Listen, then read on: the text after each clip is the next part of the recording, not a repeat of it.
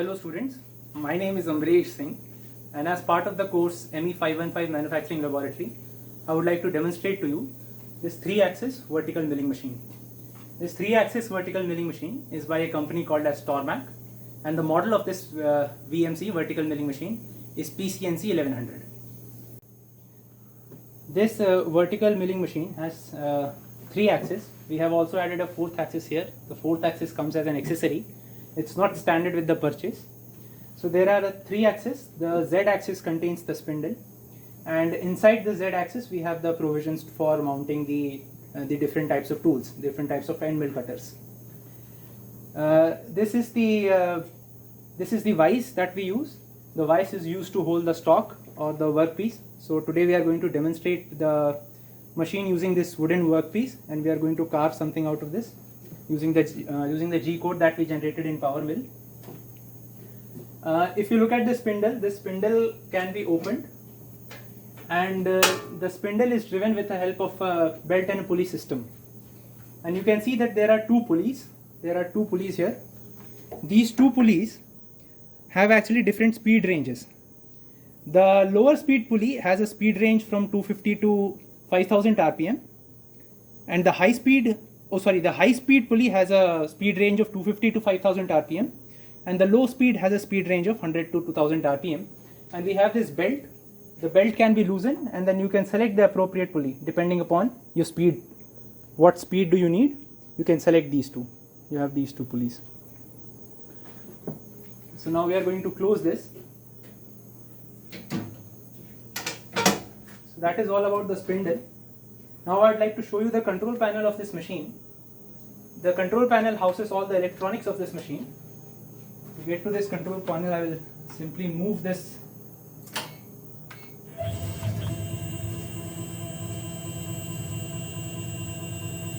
Okay. So now this is the control panel, and this control panel houses all the electronics. Up here you can see all the stepper drivers. These the motors that we use here for the positioning are the stepper motors, and these are all the stepper drivers that you can see here. And all these stepper drivers are connected to this machine control board, the MCB.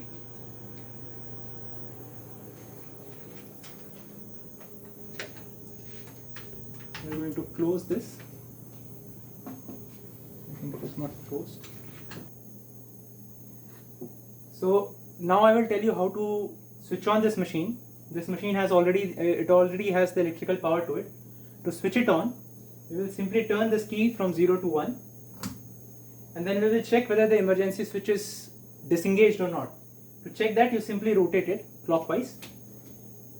If it is pressed, that means the machine will not operate. If you want to operate this machine, you first rotate it clockwise. That releases this stop, and then you can press this green button to start the machine. As soon as you press the green button, you can see that this machine comes on, this LED comes on, and now you can move these axes manually.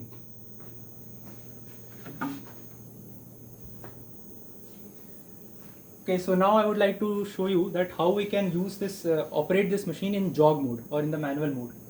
For that we have this jog shuttle. This is called as the jog shuttle. I hope it is clear. The jog shuttle. This is the jog shuttle, and there are different axes which are labeled on it. We have X axis, Y axis, Z axis, and A axis. Now A axis is for that rotary part, the indexing part there. Okay, and now you can see here that if I press this tab, the X tab, and if I rotate this wheel, you can see I can move the X axis. So this X axis is right now moving in the negative direction. If I want to move it in the positive direction, I will spin the wheel other side. So this is clockwise. So it's moving in the positive direction. This is negative, and then this is positive. If I want to move the Y axis of this machine, I will click on this Y axis tab, and then if I move the wheel, you can see I can move the Y axis in the positive and the negative directions. Similarly, you can see that there is a Z tab over here also. If I click on the Z tab, now the motion of this wheel is associated with the Z axis of this machine. So now if I move this, you can see it goes up, If I move the other way, it goes down. Let's also look at the A axis again. If I press A and then I move this wheel, you can see that the A axis is now turning.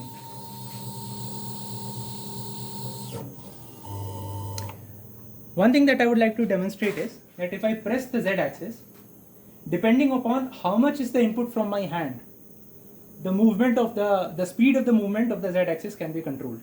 So if I move it slowly, you can see that the Z axis is moving, but it is moving very slow. However, if my input is too much, so if I just show you that if my input is too much, you can see that the Z axis is moving quite quickly. If I want to move the Z axis one step at a time, as I mentioned that these this machine uses stepper motor. So if you want to move this one step at a time, then you can use this wheel. So there's a small divot here. If I move it, you can see one step at a time the Z axis can move. So that is the work of jog shuttle, and this will be very helpful in setting up the work coordinate system on this machine. There is another way to move this machine, that is with the help of the keyboard. If you want to move this, you have the arrow keys. So you can see if I press, this is for the Y axis. Through this Y axis, you can see it can move. Then left and right arrow keys govern the X axis. And then you have page up and page down, which can move the Z axis. If you want to have rapid motions, that means if you want to move the machine as quickly as possible, then you can press shift on this keyboard and then you can use any selection that I just told you. So if I press shift and if I press page up, you can see that it is moving very quickly. If I press shift, then I page down, very quickly you can see it moves. Again, this is the X axis, rapid motion. This is the max speed that the machine can go. And this is the Y axis. So that is how, using this jog shuttle and the keyboard, you can control the motion of the axis manually. So far we have discussed about the machine tool. Now I am going to discuss about the tool. So there are several types of end mill cutters. I have a few end mill cutter here. As you can see, these are the two different types of end mill cutter that I will use. Now, in order to hold this end mill cutter inside the spindle of the machine tool, we are going to need a tool holder. So this is a tool holder. This is the tool holder that we are going to use. This tool holder uses an ER collet. So this is an ER collet style tool holder. You can see that this is the collet. Inside this collet, you can fix this type of a chuck. So you can see it has actually splits in this. You can see that there are narrow splits in this, and when I tighten this nut, you can see that this is threaded. When I tighten this, this actually will close. All these slits, all these gaps will close, and as it closes, it is going to pinch on the tool. So you can see that this is the tool. It's going to sit inside this, and then as I tighten this, you will see that it is going to pinch the tool. So let's try to assemble this. So this is the this is the 5 mm tool, 5 mm end mill. So this is the 5 mm collet that goes with it. So let us try to assemble this. So it's fairly easy. First you take this collet, you slide this inside this like so, and then I take this tool holder, and then we are going to put this together. We are going to simply thread this on. We are going to simply loosely thread this. You have to first make sure that everything is centered, and then you can thread this. We are going to loosely thread this, not too tightly, and then we are going to come here, and now we are going to use the pneumatic system of this machine to fix this tool holder inside the spindle. Okay, so now this is the tool holder. Now we want to fix this tool holder inside the spindle of this machine. So for that there is this pneumatic valve. So I'll press on this pneumatic valve and try to put this in. Now this tool holder is fixed to the spindle of this machine. You can see here that if I try to pull on this, it's not going to come out. Now we're going to take this end mill, our end mill, and then we are going to fix this in. First I'll just hand tighten this so that this end mill doesn't fall off.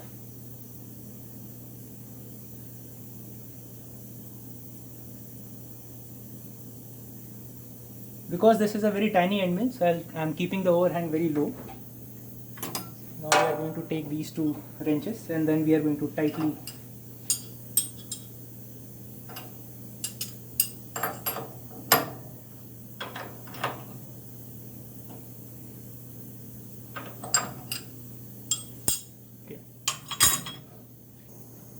Okay, so now we have fixed the tool there. Now before putting in the G code and showing you how we can use the G code generated by the power mill to create our part, I would like to quickly show you how we can use the machine in the manual mode, the manual capability of this machine. So you can see here the first switch has two options. First is auto and manual. I will simply switch this to manual. Instead of auto, I will switch this to manual. Now I'm going to start the spindle. So I'll just simply start the spindle. Now you can see the spindle has started, and you can see that there is a knob here that controls the RPM. So I can increase the RPM. So this is the highest RPM that it can go, and then it can reduce the RPM as well. Now you can use this machine as it is, and you can couple it with this jog thing that I just showed you, the jog pendant, this jog shuttle that I showed you. And then you can use this machine in the jog mode. That means manually you can cut anything, you can create any shape, any circular, or not circular, any rectangular block cuts you can create like that. So now what I'm going to do is, I'm going to stop this. I'm going to press this emergency stop, release it, and then I'm going to switch it back to auto. And I'm going to start the machine again. So next, what we are going to do is, this is the interface of the controller. So in the class we have seen that there are different types of controllers. We have the Fanuc controller, the Siemens controller. This is the controller of the PCNC 1100 by Tormach. The name of this controller is Mark III mill. Here is this section is called as the DRO, or the digital readout. Here you can see the X, Y and Z. Next to this you can see the reference all button.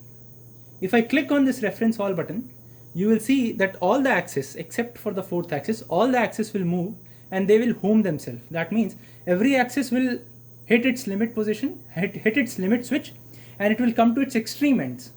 That means it cannot go beyond that. So I will just click on this and then you can see the movement.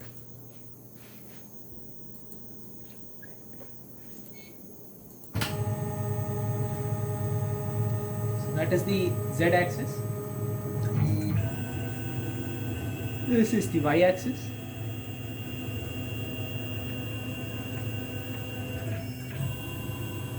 And this is the X axis.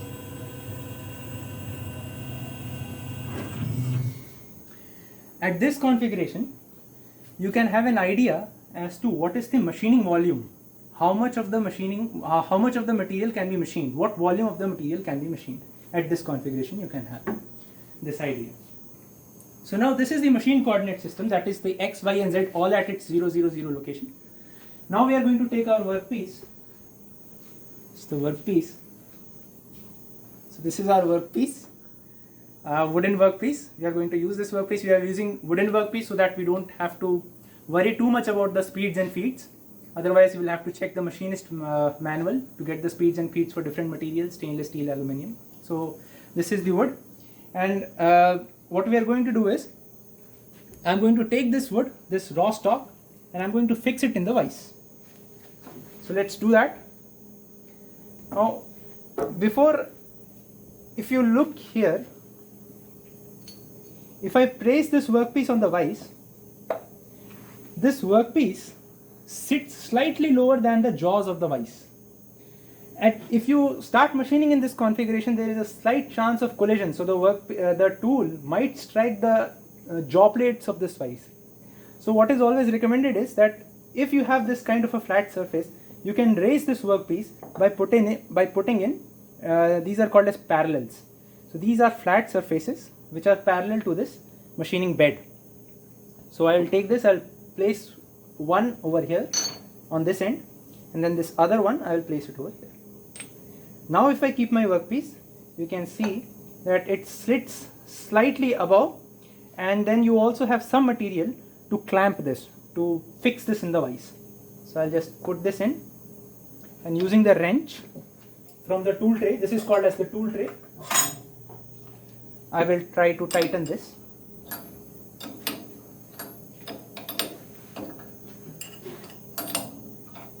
Okay.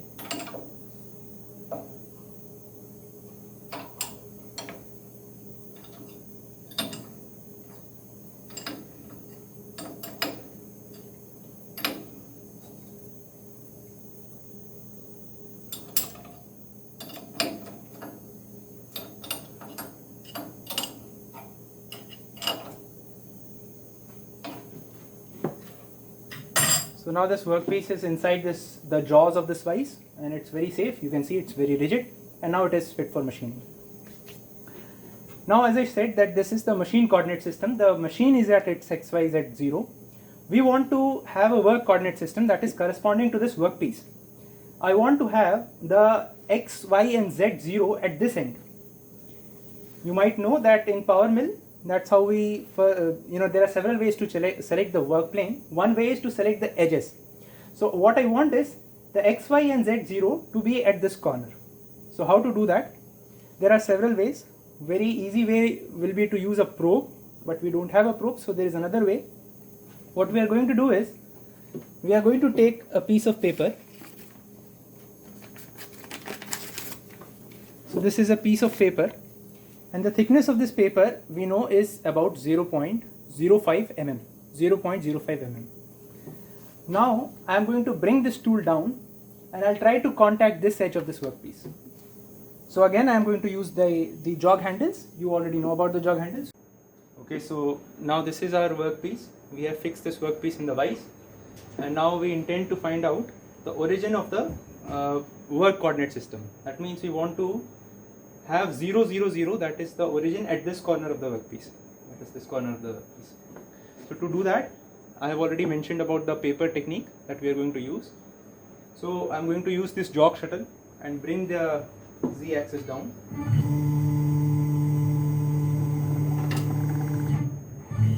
And now I am going to move this tool closer to this edge of the workpiece. So this is the workpiece. I am going to move this tool close to this edge. So again I am using the jog shuttle. Now before this tool makes contact with this workpiece edge, I am going to just place a paper between the tool and the workpiece. And now I am going to move this very slowly towards this workpiece edge. So the tool, I am moving the tool close to this workpiece edge with this paper in between. I am also moving the paper. Now when I will feel that the paper is getting trapped between the tool and the workpiece, I will stop. So I am going to move it very slowly, and towards the, when I will feel that it is making contact, I will move it in steps. Okay, now I will move it in steps, and now I can feel that the paper is trapped between the tool and the workpiece. So at this stage we know that the tool, the center of the tool, which has a radius of 2.5 mm, is slightly away from the workpiece edge, and that is governed by the thickness of this paper. So now we will come and I will click on this X DRO. On this DRO I will select this X axis, and I will enter in the value 2.55. So you remember that 2.5 mm is the radius of the tool. The dia of the tool was 5 mm. So now we have selected this is the radius 2.5 mm, and 0.05 mm was the thickness of the paper. So we have added that to this number, and now we'll press enter. We'll apply the similar logic on the Y axis. So we'll come again here. I'm going to move the tool up.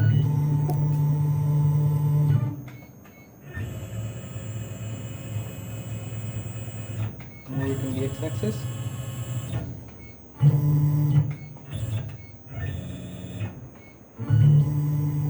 So this time again it's the same thing. I will take this piece of paper and I will place it between this tool and this workpiece, and very slowly I will move this towards the workpiece while moving my paper. You can see the paper is still moving, it is still moving. Okay, now it is trapped. So now this paper is trapped between this tool and this edge of the workpiece.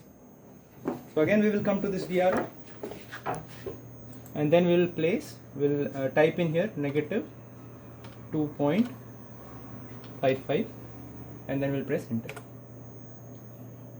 Okay. So similar thing that has to be done with the Z also.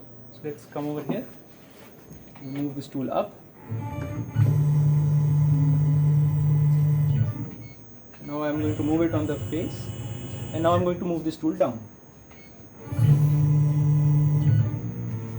Again I'm going to place my piece of paper between this tool, the end of this cutter, and the top face of this workpiece. I'm going to keep moving this.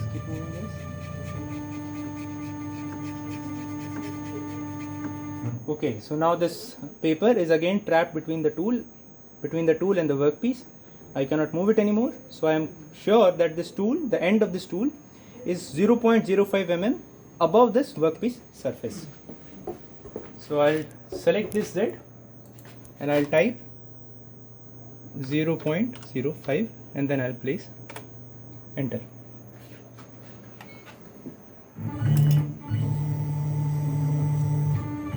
Okay, so I hope this method is clear. We are first moving this tool in the x-axis, making sure that this tool hits this workpiece surface with this paper trapped in between. So that paper was trapped between the tool and the workpiece, and then we entered that value here and there, and then we did the same thing for all the other axes.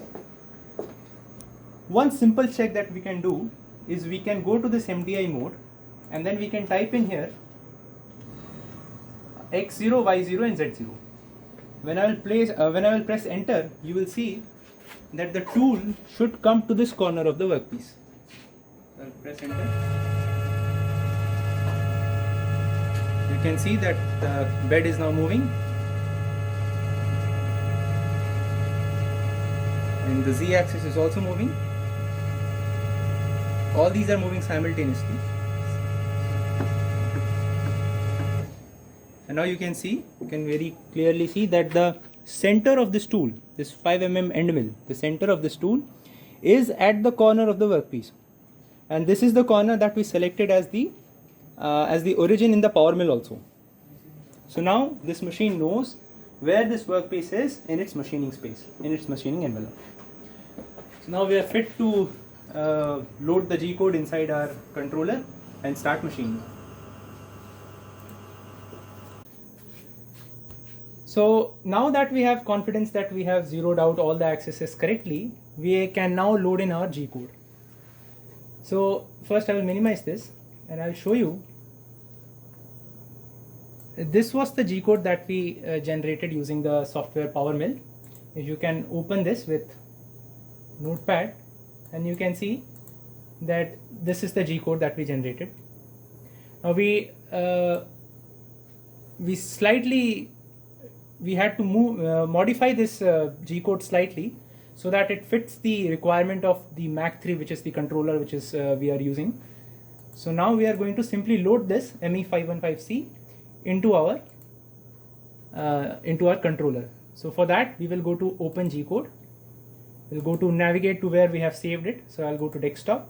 Then this is ME515C. Click on it and then click Open. And you can see that the toolpath has been imported, or the entire G code is within this window, as you can see. This controller also gives you a preview of where the tool is going to move or how the part actually looks like. So for that you can go to this tool path and you can see, and you can actually move this also. You can zoom this and move this and you can see the different tool paths. the cutting tool paths that cutter is going to follow. So we are going to come back to this, and then we are going to we'll click on this program reset, and then if I click on this cycle start, it will start from the first line of the code, and then it will execute every single line that we have supplied it. So I will click cycle start.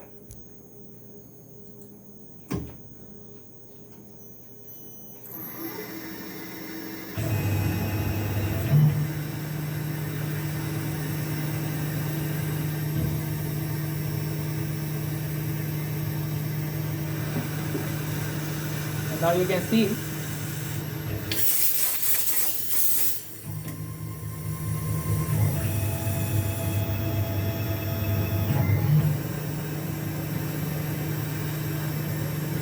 that you can now see that the cutter is actually tracing, it's moving according to the G code that we supplied it.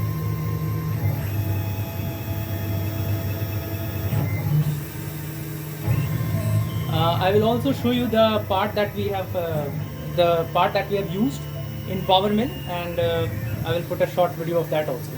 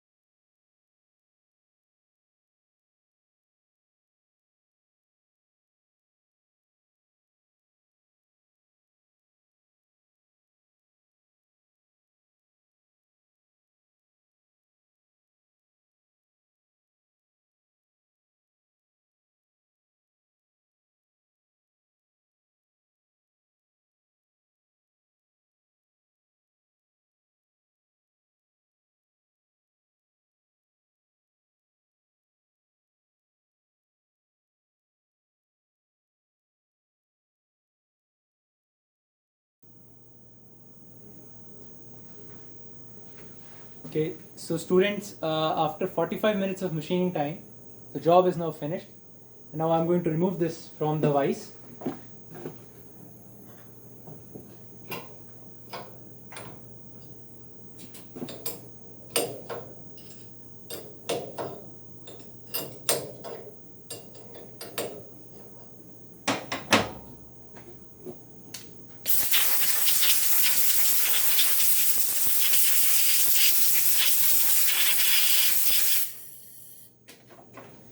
So now you can have a look. So this is our finished part. You can see that this is the part that we modeled and created the G code using PowerMill. Now you can see that this was just a roughing strategy. So the dimensional tolerance is very poor on this. We can finish this with some finishing strategy as well. So after a little bit of post-processing, and we can perform a parting of operation. So we can simply cut this part to separate it from the rest of the stock, and with some post-processing we can clean this part up. So I will share some of the finished images of this part after a little bit of post-processing and some sanding. So I thank you very much for your attention. Thank you.